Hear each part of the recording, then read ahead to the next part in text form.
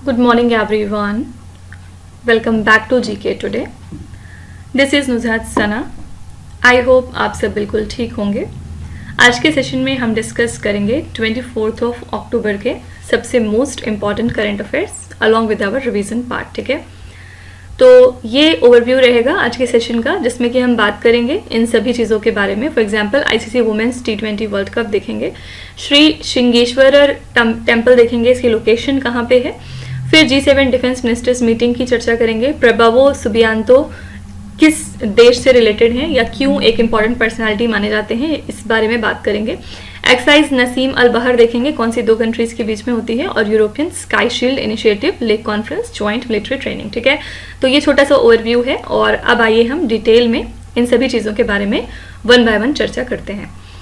Which country develop the helicopter launched air to surface missile named as Izdeliye 305. किस देश ने इज़देलिये 305 नामक helicopter से प्रक्षेपित की जाने वाली हवा से सतह पर मार करने वाली मिसाइल विकसित कर ली है. The correct answer is C option, Russia. ये रशिया की एक लाइट मल्टीपर्पज गाइडेड रॉकेट है, ये आप कह सकते हैं. और हाल ही में इसने स्ट्रॉन्ग रेजिडेंस शो किया है यूक्रेन को जैम करने में. ठीक है, तो ये helicopter launched air to surface missile है जो कि आर्मर्ड व्हीकल्स को टारगेट करती है, स्ट्रक्चर्स और वेसल्स को. इस मिसाइल के कुछ फीचर्स देखें तो 1.94 मीटर्स लॉन्ग है, 200 mm इसका डायमीटर है और इसका वेट है लगभग 105 kgs. तो ये एरोडायनेमिक डिज़ाइन के साथ बनता है और इसमें फोल्डेबल विंग्स होते हैं जो कि इसकी मैन्यूवरेबिलिटी को इन्हांस करते हैं. ये यूज़ करता है इनर्शियल नेविगेशन, एक्टिव रेडार, साथ ही एक इंफ्रारेड सेंसर को प्रिसाइज टारगेटिंग के लिए डिफरेंट वेदर कंडीशंस में. तो टिपिकली ये कैरी करते हैं हाई एक्सप्लोसिव वॉरहेड को. ओके, तो रशिया कंट्री ने डेवलप किया है helicopter launched air to surface missile, जिसका नाम है इज़देलिये 305. कई बार आपसे ये भी क्वेश्चन पूछ लिया जाता है कि ये जो मिसाइल है ये किस तरह की मिसाइल है. It is air to air missile या एयर टू सरफेस या सरफेस टू एयर, कैसी टाइप की मिसाइल है.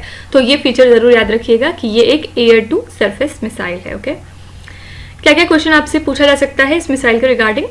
सबसे पहले कौन सी रशियन हेलीकॉप्टर है जो कि कॉमनली यूज करती है इस तरह के मिसाइल को. So this is the KA-52 Alligator. Okay, ये इक्विप्ड होते हैं to launch this type of Izdeliye 305 missiles और ये सर्व करते हैं as a versatile Russian attack helicopter. इस तरह के असल में जो एलिगेटर्स होते हैं इनके पास, उसमें एडवांस्ड एवियोनिक्स फीचर्ड होते हैं, साथ ही इसमें बढ़िया कम्युनिकेशन सिस्टम भी होता है. तो ये हेलीकॉप्टर हम कह सकते हैं कि सपोर्ट करता है दोनों तरह के ऑपरेशंस को डे और नाइट में. ठीक है, फिर आपसे ये भी पूछा जा सकता है कि किस तरह का वॉरहेड ये जो मिसाइल्स हैं ये टिपिकली कैरी करती हैं. So it carries the high explosive warhead. Okay, किस तरह के नेविगेशन सिस्टम्स हैं जो कि इंटीग्रेटेड हैं into this type of missile. So these are inertial navigation, active radar and infrared sensor. बाकी उससे ज़्यादा आप कुछ नहीं पूछा जाएगा इस क्वेश्चन से. ओके, अगली स्लाइड में हम डिस्कस करने वाले हैं कुछ इंटरनेशनल करंट अफेयर्स, यानी कि ऐसी कंट्रीज को देखेंगे जो पिछले दिनों न्यूज़ में थी. Recently, which two countries have jointly launched an ambitious technology security initiative? ये इनिशिएटिव कौन सी दो कंट्रीज का है. यहाँ पे आंसर है India and UK. Simon Harris recently became the new prime minister of which country. ये पिछले दिनों प्राइम मिनिस्टर बने हैं आयरलैंड कंट्री के लिए. और हमने कल चर्चा की थी कि किसको इन्होंने रिप्लेस किया है. अगर आपको याद है तो आप कमेंट्स में जरूर लिखिएगा कि सिमोन हैरिस ने किसको रिप्लेस किया है as a prime minister. Which African country reported a cholera outbreak recently? cholera outbreak देखा गया था सूडान कंट्री में गर्मी के दिनों में. In which country did India send humanitarian assistance amid a cholera outbreak? तो ये जो cholera आउटब्रेक है ज़ाम्बिया में भी हुआ था इस साल की शुरुआत में, जिसके बाद इंडिया ने कुछ हेल्प इनको मैसर की थी. तो अरकम border marks the boundary in between which two countries.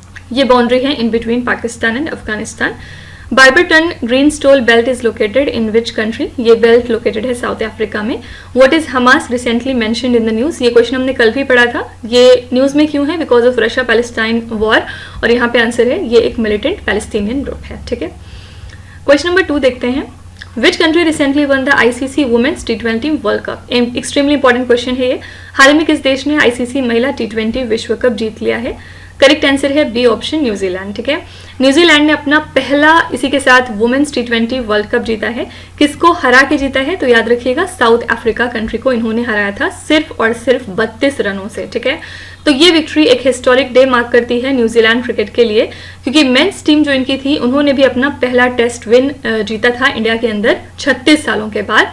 और जो 9th एडिशन है ICC women's T20 world cup का, ये ओरिजिनली शेड्यूल किया गया था बांग्लादेश में, लेकिन बाद में इसको यूएई में शिफ्ट किया गया ड्यू टू पॉलिटिकल इंस्टेबिलिटी जो कि बांग्लादेश में उठ गई थी। ठीक है, तो बांग्लादेश और यूएई शेयर कर रहे हैं होस्टिंग राइट्स को, और मैचेस इसके हुए हैं दुबई में और शारजा में।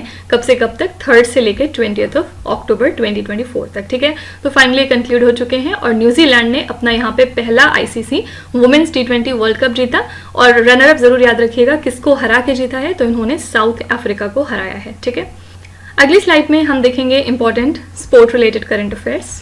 The first one is Neil Wagner who recently retired from international cricket is from which country? हाल ही में इन्होंने रिटायरमेंट लिया है इंटरनेशनल क्रिकेट से और ये प्लेयर थे न्यूजीलैंड से। Recently who was inducted into the world billiards museums hall of fame in Shangrao, China?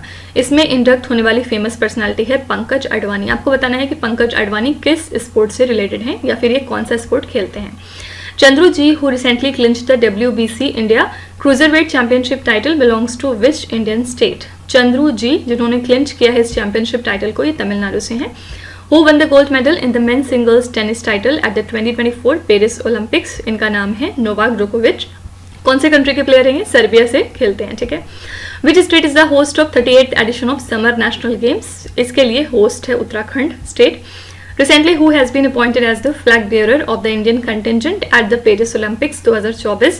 यहाँ पे आंसर है शरद कमल। ठीक है, Which one of the following is the mascot for the Khelo India winter games 2024? Khelo India winter games 2024 के लिए mascot हमने रखा था स्नो लेपर्ड। ओके, ये कुछ इंपॉर्टेंट क्वेश्चंस हैं जो आपके एग्जाम में आ सकते हैं। क्वेश्चन नंबर 3 है Shri Shringeshwar temple which was seen in the news is located in which Indian state? Shri Shringeshwar मंदिर जो खबरों में था ये किस राज्य में स्थित है? इसकी लोकेशन पूछी जा रही है, आंसर है डी ऑप्शन तमिलनाडु। न्यूज में क्यों आया है? क्योंकि यहाँ पे कॉपर प्लेट इंस्क्रिप्शंस हाल ही में मिली हैं जो कि 16th सेंचुरी को बिलोंग करती हैं और इसी टेम्पल में ये सारे इंस्क्रिप्शंस हमें मिली हैं। ठीक है, तो ये टेम्पल लोकेटेड है तिरुवल्लूर तमिलनाडु में। ये टेम्पल बेसिकली डेडिकेटेड है लॉर्ड शिवा को और ये लोकेटेड है इसके मप्पेडू विलेज के अंदर। ओके, तो ओरिजिनली अगर हम बात करें तो इसको बनवाया था आदित्य कारिकलन सेकंड ने। कब बनवाया था? 976 AD के अंदर जाके, और ये फादर हैं चोला एम्परर राजा चोलन के। ठीक है, तो यहाँ पे बस हमें याद रखना है कि ये जो टेम्पल है ये तमिलनाडु में लोकेटेड है। इस टेम्पल में आपको डिफरेंट द्रविडियन आर्किटेक्चर के एग्जाम्पल्स मिल जाएंगे विद 5 टियर राजगोपुरम, और इसमें मेन डीटी जो कि श्रृंगेश्वर खुद हैं इनकी वर्शिप की जाती है in the form of a large Shivalingam. ठीक है, तो इसकी बस लोकेशन हमें याद रखनी है कि श्री श्रृंगेश्वर मंदिर कहाँ पे स्थित है, आंसर है डी ऑप्शन तमिलनाडु के। कुछ क्वेश्चन अगर हम यहाँ देखें स्टैटिक फैक्ट्स के रिगार्डिंग, तो कौन सी टेम्पल सिटी है जिसको आप एपिटोम ऑफ द्रविडियन आर्किटेक्चर कहते हैं? सो दिस इज मदुरई। यहाँ पे सबसे ज्यादा आपको एग्जांपल्स मिलेंगे द्रविडियन आर्किटेक्चर के। ओके, क्या फेमस कैरेक्टरिस्टिक्स हैं या क्या फेमस फीचर्स हैं इस तरह के आर्किटेक्चर के? तो विमना एंड गोपुरम, ये दोनों स्पेसिफिक फीचर्स हैं इस तरह के आर्किटेक्चर में जो पाए जाते हैं। कौन सी एक यूनेस्को वर्ल्ड हेरिटेज साइट है जो कि बहुत इंपॉर्टेंट एग्जांपल है द्रविडियन आर्किटेक्चर का? This is the Brihadeshwara temple. कई बार आपसे पूछा जा सकता है कि बृहदेश्वर टेम्पल की लोकेशन क्या है? ये थंजावुर में लोकेटेड है और या साथ ही ये एक यूनेस्को वर्ल्ड हेरिटेज साइट भी है। ओके, इस टेम्पल के अंदर आपको एक मैसिव ग्रेनाइट डोम मिलेगा, साथ ही इंट्रिकेट कार्विंग्स हुई हैं और जिसकी वजह से इस टेम्पल को ये खास बनाती हैं। ओके, अगली स्लाइड में हम आइए लोकेशंस देख लेते हैं इंपॉर्टेंट जगहों की जो पिछले दिनों चर्चे में थे। Petra N archaeological city is located in which country? आप देख सकते हैं ये अक्टूबर 2024 का क्वेश्चन है, यानी कि इसी मंथ में पेट्रा सिटी न्यूज में थी और ये लोकेटेड है जॉर्डन में। ठीक है, अब किस वजह से न्यूज में थी ये पहले हम डिस्कस कर चुके हैं, तो उसको बार बार यहाँ पे रिपीट नहीं करेंगे, अदरवाइज बहुत टाइम लग जाएगा। The city of Kursk is located in which country? ये सिटी है रशिया में। Mount Kilimanjaro is located in which country? Mountain ये वाला आपको मिलेगा तंजानिया में। Bohai gulf is located in which country? ये गल्फ है चाइना में। Falkland Islands are located in which ocean? Answer is South Atlantic Ocean. Crete Island is the largest island of which country? ये largest island है Greece का। Nazul land is associated with which Indian state? Answer is Uttarakhand. Okay. Question number 4 है Prabowo Subianto has been elected as the new president of which country? Prabowo Subianto को किस देश का नया राष्ट्रपति चुना गया है? The correct answer is B option, Indonesia. तो यहाँ पे इंडिया की तरफ से union minister of state for external affairs प्रबिता मार्गरेटा ने रिप्रेजेंट किया इंडिया को at the inauguration of Indonesia's president Prabowo Subianto और इन वाइस प्रेसिडेंट गिब्रन रकाबुमिंग राका ने, ठीक है। तो इंडिया और इंडोनेशिया असल में सेलिब्रेट कर रहे हैं 75 years of their diplomatic relations in 2024। Prabowo Subianto की बात करें तो ये 8th प्रेसिडेंट बन गए हैं इंडोनेशिया के लिए, आई एम सॉरी।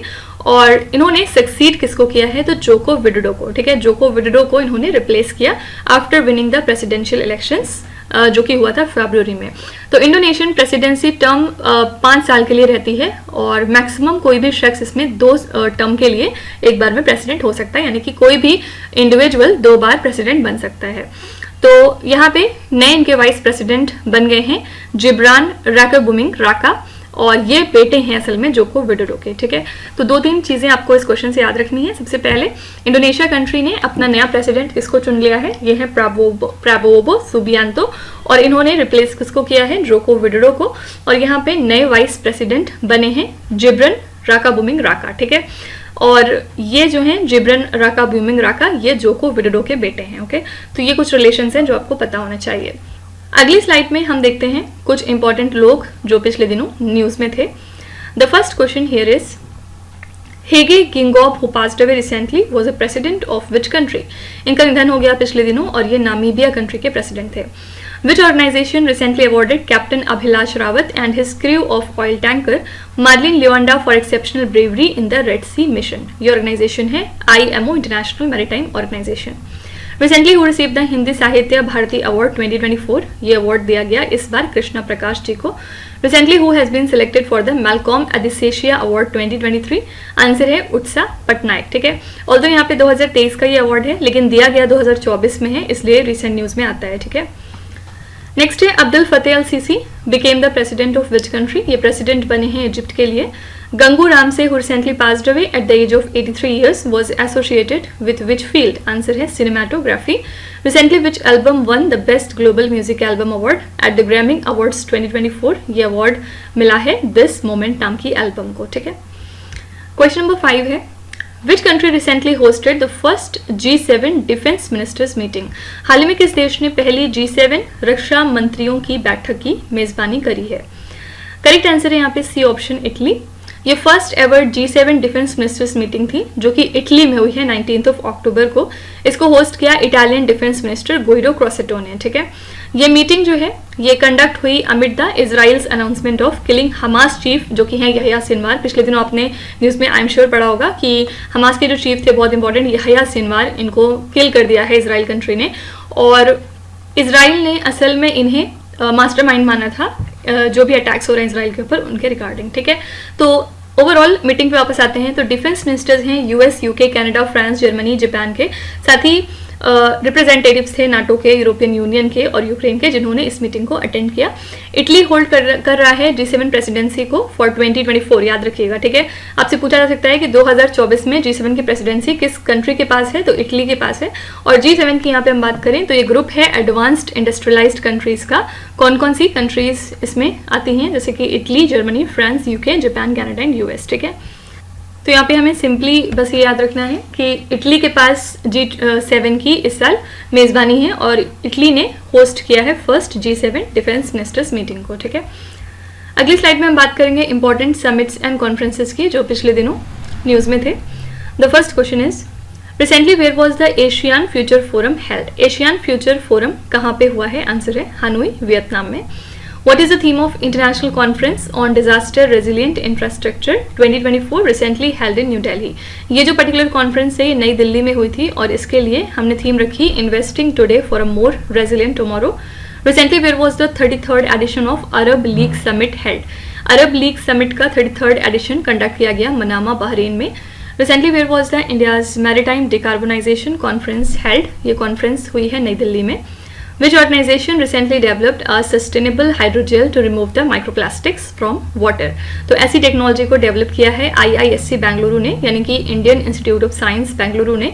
इन्होंने एक सस्टेनेबल हाइड्रोजेल डेवलप कर लिया है जिससे कि आप वाटर में जो भी माइक्रोप्लास्टिक्स मौजूद होते हैं उनको आसानी से रिमूव कर सकते हैं। Which country is the host of 46th Antarctic Treaty Consultative Meeting and the 26th meeting of the Committee for Environmental Protection? This is India.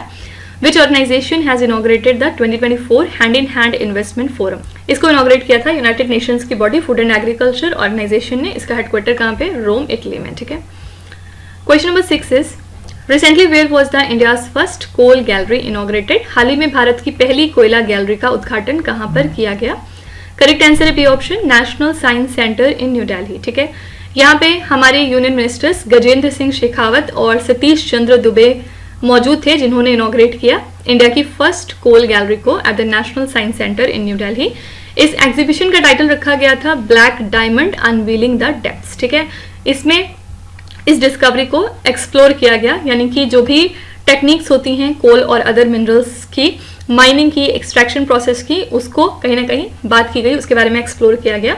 और यहाँ पे गजेंद्र सिंह शेखावत ने एम्फेसाइज किया कि ये जो एग्जीबिशन है ये ऑफर करता है एक रियल लाइफ एक्सपीरियंस कोल और मिनरल माइनिंग के रिगार्डिंग। ये एग्जीबिशन डेली बेसिस पे ओपन रहेगा फ्रॉम 9:30 AM to 6 PM और टिकट्स अवेलेबल होंगे for visitors at the national Science centre. ठीक है। तो कोई भी चीज़ अगर पहली बार हो रही है इंडिया में तो वो आपके लिए इंपॉर्टेंट हो जाती है। इंडिया की फर्स्ट कोल गैलरी इनॉग्रेट हुई है national Science centre new Delhi में। अगली स्लाइड में हम बात करेंगे इंपॉर्टेंट नेशनल करंट अफेयर्स की, जिसमें हम कुछ स्टेट और नेशन वाइज देखेंगे क्वेश्चंस को। Recently the central government has raised $500 million from which organization to improve health care in Maharashtra? Maharashtra state में हेल्थ केयर सेक्टर को इम्प्रूव करने के लिए सेंट्रल गवर्नमेंट ने $500 million लोन के तौर पे लिया है एशियन डेवलपमेंट बैंक से। एशियन डेवलपमेंट बैंक का हेडक्वार्टर है फिलीपींस कंट्री में। The Juang tribe primarily resides in which Indian state? ये ट्राइब रहती है उड़ीसा में। Recently, PM Modi unveiled development projects worth over 19,100 crore rupees at which district of UP? तो PM Modi ने unveil किया है इन डेवलपमेंट प्रोजेक्ट्स को at the Bulandshahr district of UP. ठीक है। Which government organisations recently involve in the memorandum of understanding for providing eMigrate services through CSE common service centre? यहाँ पे करेक्ट आंसर आपका हो जाएगा ministry of external affairs, ministry of electronics and IT and CSE E-Governance Services India Limited.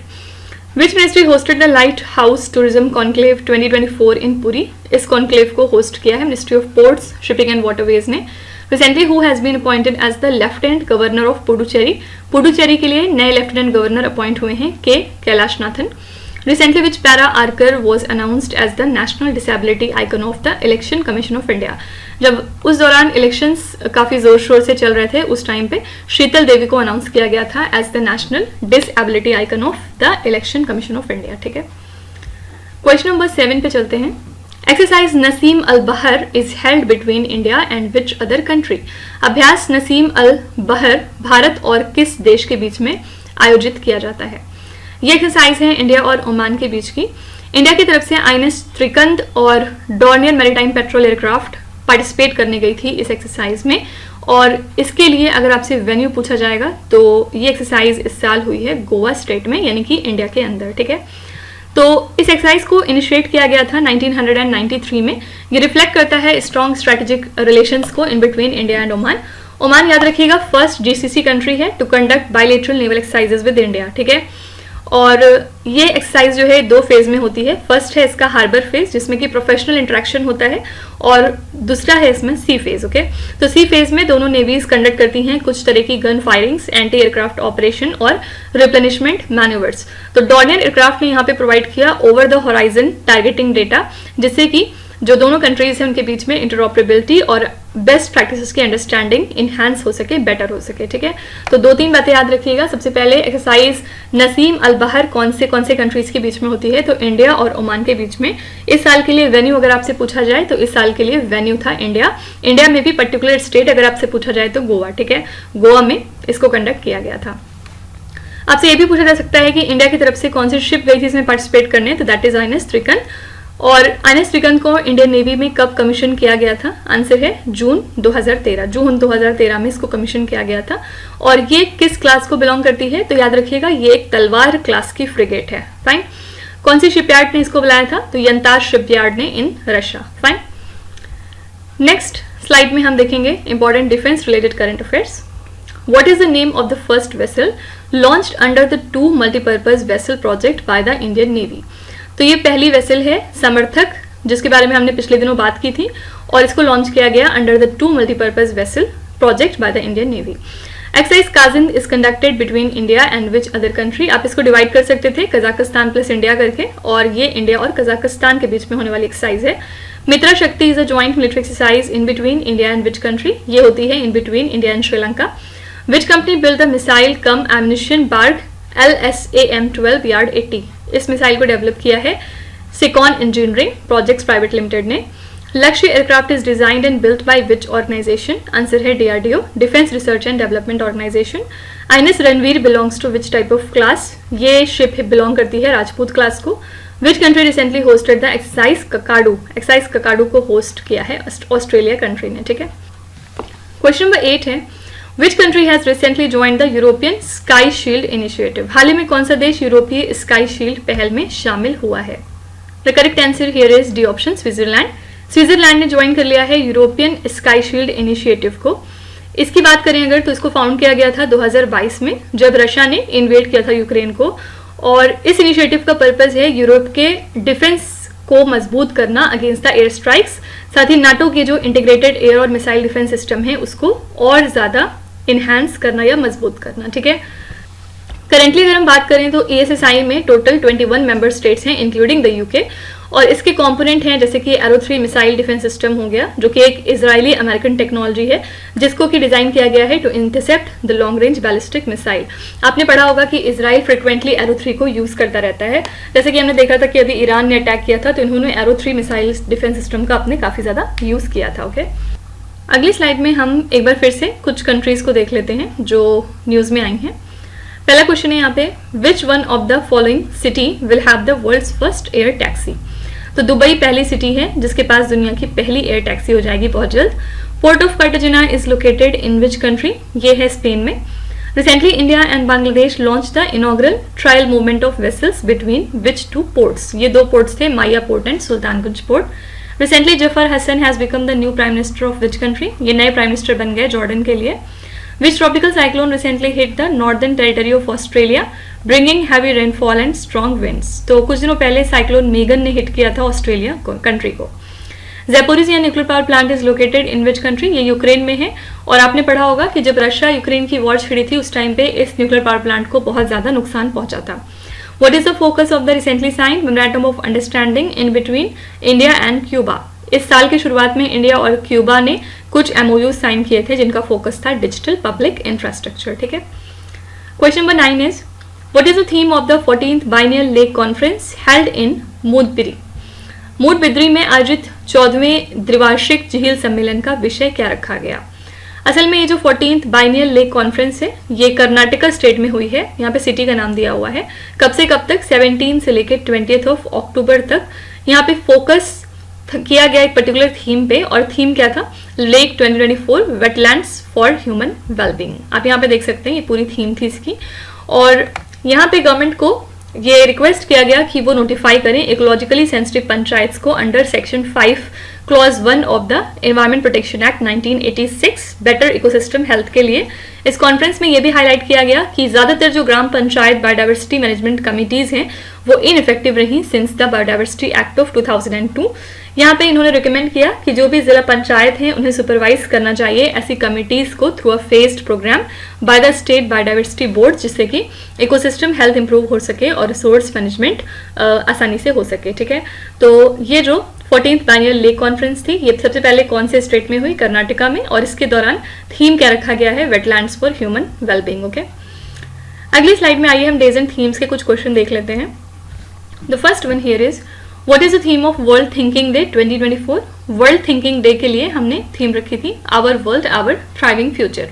What is the theme of world wetland day 2024? Answer is wetlands in human wellbeing. Recently, who organized the Shakti Festival of Music and Dance इसको organise किया था Sangeet Natak academy ने. Which day is observed as Kargil Vijay Diwas in India? Answer is 26 July. Which day celebrated as Jan Aushadhi day every year? जन Aushadhi day हम मनाते हैं 7 मार्च को. What is the theme of International Youth Day 2024? This is From Clicks to Progress, Youth Digital Pathways for Sustainable Development. Which day is observed as GST Day every year? GST Day हम मनाते हैं 1 जुलाई को, ठीक है. और जिन जिन चीज़ों की हमने थीम देखी है उनके बारे में भी बात कर लेते हैं. जैसे कि यहाँ पे पहला क्वेश्चन था कि वर्ल्ड थिंकिंग डे की थीम क्या होती है.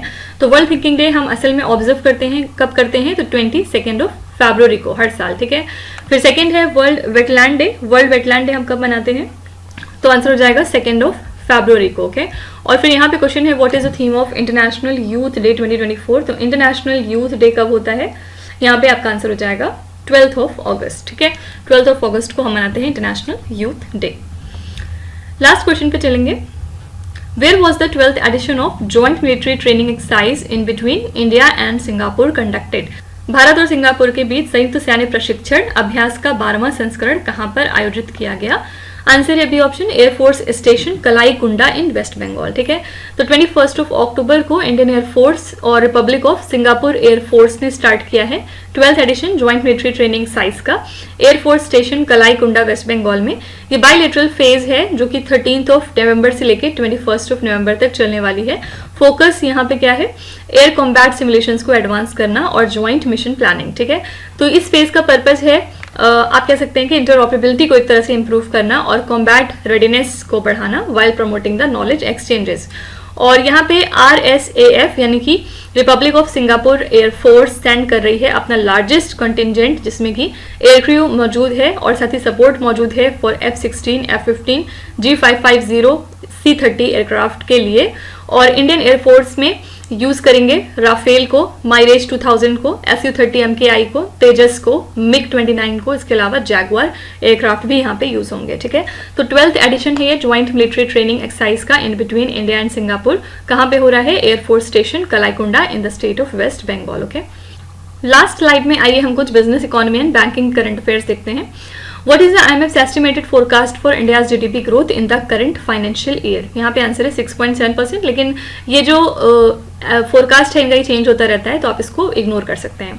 What is the primary objective of CDP Suraksha platform recently seen in the news? तो इसका प्राइमरी ऑब्जेक्टिव है सब्सिडीज को डिस्पर्स करना to the horticulture farmers. Recently, central government has raised $500 million from which organization to improve healthcare in Maharashtra? ये question पीछे भी किया था हमने, ADB आंसर है. Which bank has recently collaborated with Reserve Bank of India to revolutionize agricultural lending through digitalization? This is NABARD. Recently, which organization has formed a task force to address the challenges and drive the growth of surety bond insurance? This is IRDAI, Insurance Regulatory and Development Authority of India. How much funding has the Finance Ministry recently allocated for the Namo Drone Didi scheme? It is 500 crore rupees. What is another name for India VIX recently seen in the news? तो इसका एक और नाम क्या है? Fear Index, ठीक है. तो इसी के साथ हमारा सेशन यहाँ पे कंप्लीट होता है. आई होप कि आपने सारे क्वेश्चंस अच्छे तरीके से समझ लिए होंगे और पढ़ लिए होंगे along with the revision part. और लास्ट जो हमारी स्लाइड रहेगी इसमें मैं आपको होमवर्क देना चाहूँगी और आज का जो आपका होमवर्क है वो रिलेटेड रहेगा इन्वायरमेंट एंड बायोडाइवर्सिटी से, ठीक है. तो यहाँ पे आप देख सकते हैं कि 7 क्वेश्चन दिए गए हैं एज यूजुअल. इनको आपको ध्यान से पढ़ना है और फिर इनका जवाब जितना भी आपको आता है आप कमेंट में ज़रूर लिखिएगा. एटलीस्ट अटेम्प्ट करने की कोशिश ज़रूर करिएगा, ठीक है. तो जो लोग भी यहाँ पे नए हैं मैं उनको फिर से याद दिला दूँ कि ये सारे क्वेश्चंस हमारी डेली 20 MCQs सीरीज़ का हिस्सा हैं in the GK today Android application. तो आप में से अगर कोई भी इनका PDF फॉर्मेट चाहता है तो वो उस कोर्स को जाके सब्सक्राइब कर सकते हैं bye paying a very nominal fees. तो कल फिर मिलते हैं कल के मोस्ट इंपॉर्टेंट करंट अफेयर्स के साथ. Till then stay tuned. Thank you so much for watching and please do not forget to subscribe to GK Today. With this, me Nuzhat Sana signing off.